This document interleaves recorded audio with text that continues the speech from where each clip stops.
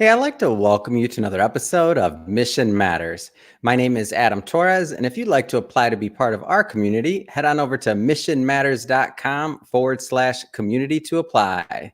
All right, so today is a very special episode. We have on Kristen Van Dyke, who's the Executive Director of the Foundation for Hearing and Speech Resources, also known as FHSR.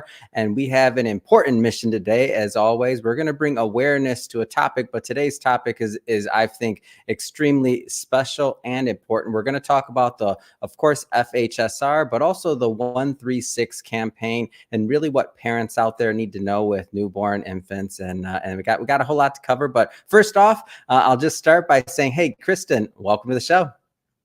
Thanks, Adam. It's a pleasure to be here. All right, so we got a lot to cover, as I mentioned, and excited to bring this news to our audience, and also, everyone that's out there with kids, because it's a very important topic dealing with hearing loss for infants. But we'll start this episode the way that we start them all. You already know the drill, as does our audience. We'll start with our Mission Matters Minute. So, Kristen, we at Mission Matters, we amplify stories for entrepreneurs, executives, and experts and enterprises. That's our mission. Kristen, what mission matters to you? Well, statistically speaking, for every 1,000 children born in Illinois, 2 to 3 babies will be born with hearing loss. That's why the Mm, Foundation for Hearing and Speech Resources encourages parents to take the crucial step towards ensuring their infant's optimal hearing health. If your baby fails their newborn hearing screening exam, that first step is to book a follow-up appointment with your local pediatric audiologist to check on your baby's hearing within their first month of life. To mm, support parents, FHSR has created the 136 Pediatric Hearing Loss Awareness Campaign. Our goal is to be a key resource to help parents through this process. Hearing is essential. It is a component to the child's overall well being and plays a pivotal role in their language and cognitive development. Studies have shown early detection, early action produce lifelong results, and FHSR is the resource to help those families. mm. It's great, and one of the reasons again why I'm happy to bring this to my audience. But we're going to talk more about the 136 campaign, of course, and also you mentioned what to do in the first month. I also want to know, third month and sixth month. But before we get further into the campaign, I do want to maybe talk and educate the people on FHSR in general. So maybe just start off by telling us a little bit more about how you got involved with the organization and really took that, executive director role. Absolutely. My work is both professional and personal. My own Mm, child was born 17 years ago with pediatric hearing loss. He was born deaf and mm, underwent cochlear implant surgery at 6 months of age, second youngest in the state of Illinois, for mm, bilateral implants. And he's a rock star and he's doing amazing. I joined the board when I found out about it when he was just a baby because I wanted to give back. I knew immediately mm, how important it was to make sure that children had access to the wonderful programs that FHSR has mm, created over the course of the last 17 years that I've been with them. 8 years ago, I became the executive director, marrying mm, my education and my background in early childhood interventions, and created this program and these programs for the foundation that really help put kids on a path to mm, lifelong results. Our programs incorporate creating a compassionate community. We have mm. music programming for children. We have education support for children. We have education support for parents. We know that an educated parent is the best advocate for their child with hearing loss. So we do everything we can to wrap around that family and help place not only the child, but the family on the path for success. I often find when I bring people on a show that have, mission based organizations such as FHSR, and there's normally some personal connection. Like in this case, of course, your son, and you Mhm. benefited from having that knowledge, and now you want other parents to have that knowledge. I mean, it's an amazing thing. You were blessed, and you chose to then take a portion of your life and to be a blessing with continuing the FHSR message. I'm just curious. Are there others that are tied to the organization that have similar stories? Because I feel like these types of organizations typically attract that type of talent. Absolutely. In fact, everyone who sits around the table with me on my board of directors, on my advisory board, on my Yeah. associate board members have all either been personally touched by pediatric hearing loss, touched by hearing loss Mm, themselves, or are a professional working directly with children with hearing loss. That mm, group of intelligence and emotionally connected to our mission allows mhm, us to create and fund these unique programs that are really research, fact, family based to mhm. really create the most outstanding result for our children. Now you started, when we were asking, when you were talking about your mission, you gave some statistics and you talked about, how Mhm. many families are affected with this, and that maybe even go undiagnosed. What are some of the, reasons for that? Let's start there. Some of the reasons for pediatric hearing loss can be anything from birth defect Mm, to a genetic disorder to babies who mm, spend time for other healthcare reasons in the ICU, mm, ototoxic events, meningitis. There's all kinds of things that can happen that can cause a child to have hearing loss that parents mm. initially may not be aware of, the disability or the congenital disorder. So, really getting your child in and getting that hearing tested is a crucial first step to make sure that your baby has optimal hearing health. Yeah, and I think that's a good transition to start going a little bit further into the campaign. So how did Oh, this sure. campaign come about? The 136 campaign. Mhm. So, the Illinois Department of Public Health, with the Early Intervention Department in Illinois, did a study back in 2021, and they were trying to figure out how they were doing. They were measuring how they were doing on getting parents back in for that follow up appointment when the newborn baby failed their hearing screening. And what they came to find was that there was a 17% failure rate to follow up in larger Mm, metropolitan areas in Illinois. And so they worked on this idea of how can we put together and motivate parents. So we mm, collaborated and created the 136 program. mm, The 1, the 3, and the 6 all stand for month milestones. So when your baby is 1 month of age, if they failed that newborn hearing screening, we want them back into a pediatric audiologist department to get retested. If in fact they fail that second and third follow up, that they're then mm, enrolled in a plan. They're starting to get a diagnostic plan put together by the time the baby is 3 months of age. And by the time the baby is 6 months of age, they've got a plan. The parents have established their team and they're mm, enrolled in early intervention. Early intervention is a wonderful system that provides direct services to babies and families within their home from the time the baby is born up until 3 years of age if they have a disability. Hearing loss does qualify for that. So we want to mm. make sure those families are getting their team together and the babies have everything they need to help get them on the path for success. Yeah, and it seems to me like, obviously, there's gonna be a percentage of that are gonna need ongoing treatment. Maybe some of the Mhm. individuals that, the babies that were had some type of issue in the first place, maybe it was corrective, maybe they could, some things could be corrected, but if they weren't, it sounds to me like there would be a bit of a reason to have them just in that system of understanding. Is that correct? Absolutely, Adam. A lot of babies who go in, a large percentage actually of babies who go in for Mhm. their second follow up exam, they end up getting cleared. Perhaps it's Yeah. fluid in the ears, they may need tubes, it may just be a faulty exam, maybe it wasn't administered correctly, Mhm. or the baby was fussy at the time and they Yeah. couldn't get a good read on it. So they come back and they do another read and they're fine. But for that Mm, percentage, that 10% of babies who it does end up being handicapped hearing loss, we want them in the system. We want them gathering their team. Those are the ones that the foundation is working to support because we know that mm, those are the families that need the most support. When your child is born with hearing loss, it can knock you off your feet. It's hard enough mhm. to have a new Yeah. baby, let alone to find out your baby has a disability. And most babies are born to hearing parents. So it's not Mm, something that they're even anticipating. It's not on a radar. So we want yeah. to make sure that those parents have all the supports that they need. And a lot of that is getting involved, getting enrolled in early intervention, and really Mhm. putting your team together so that you can have that support system that's so Mm. necessary.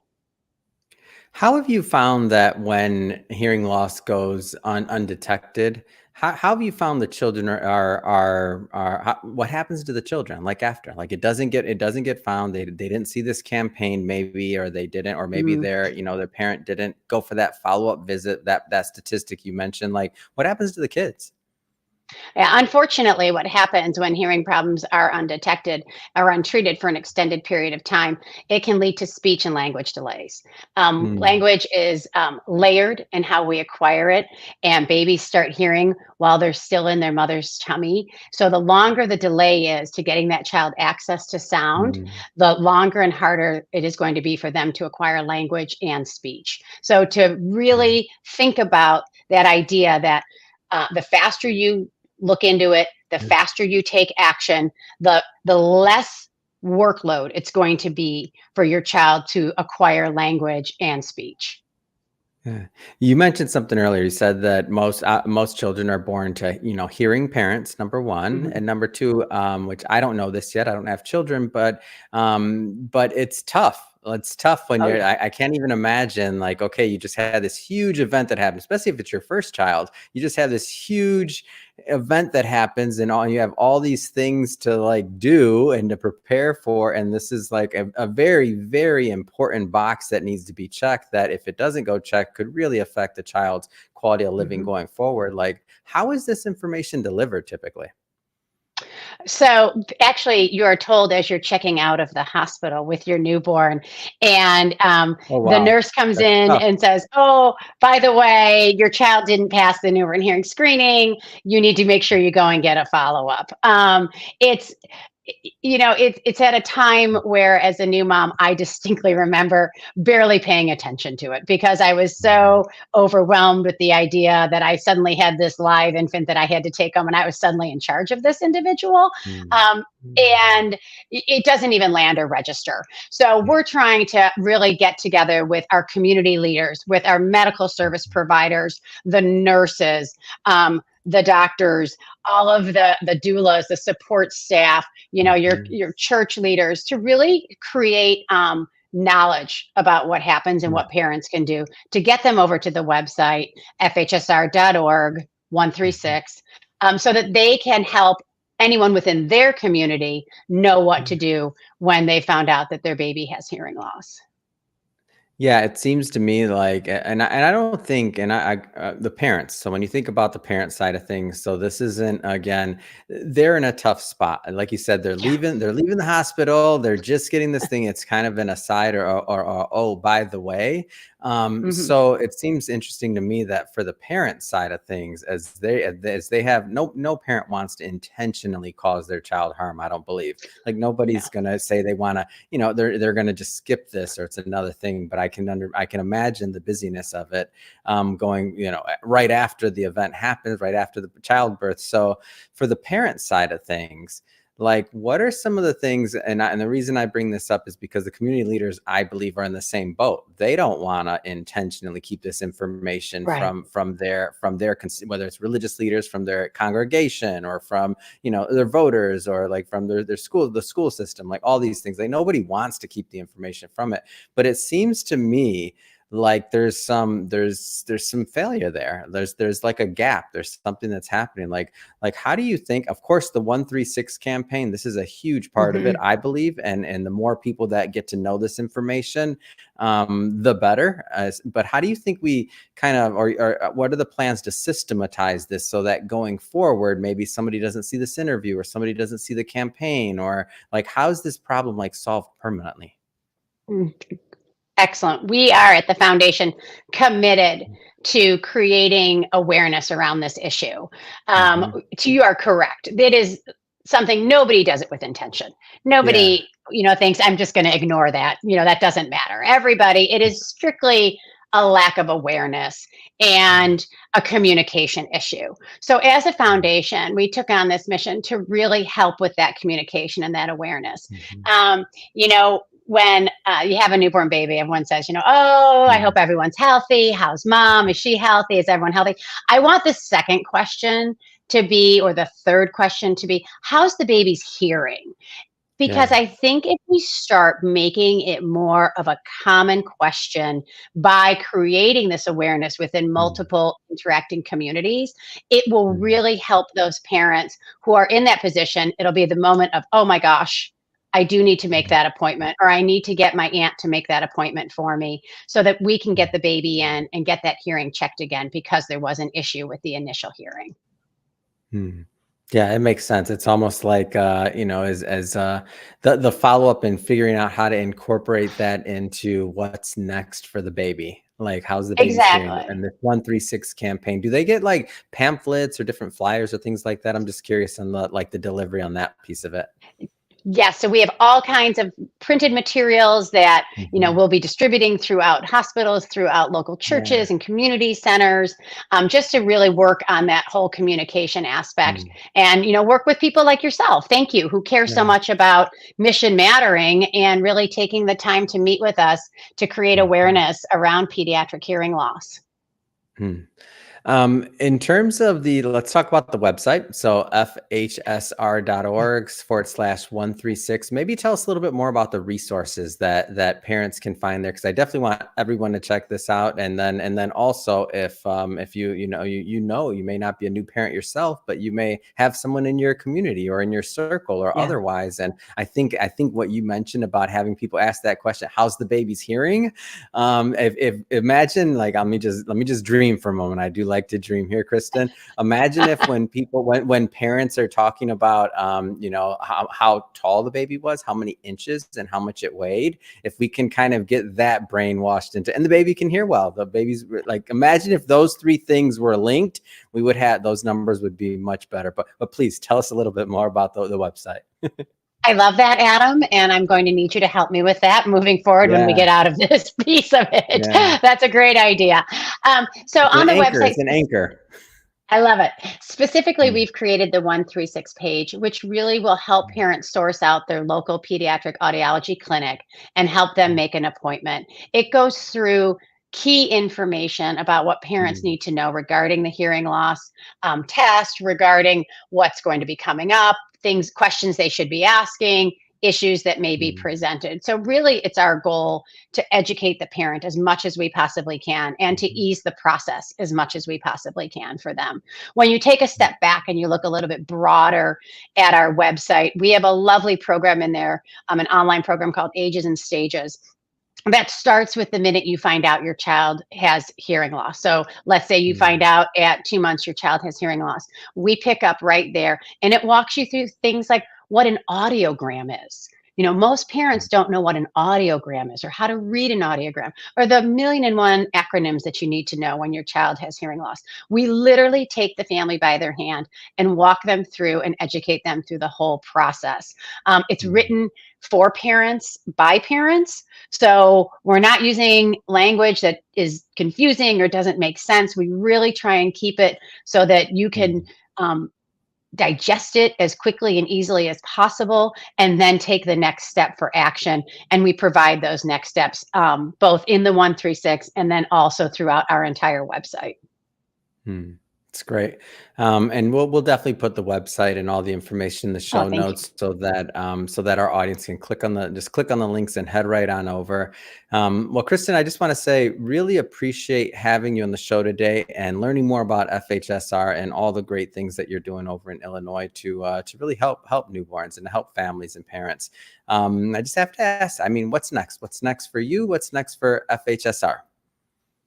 Well, personally, I'm committed to being here. This is my mission. It's my passion project. I love working with this organization and with the individuals with whom I have the privilege of working.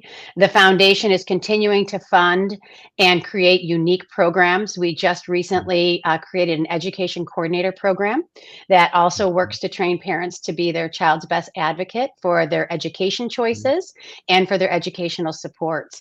We really do firmly believe in the power of education. So we're throwing both our thoughts and our energy and our power behind working to partner strongly with parents on education and helping those children have the best outcome. That's wonderful.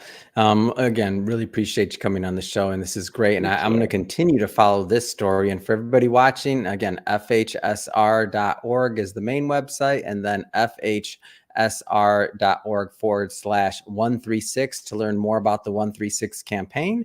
And speaking of the audience, if this is your first time with Mission Matters or engaging in an episode, we're all about bringing on business owners, entrepreneurs, executives, and having them share their mission, the reason behind their mission, what gets them fired up to get up in the morning out of bed and want to go out into the world and make a difference.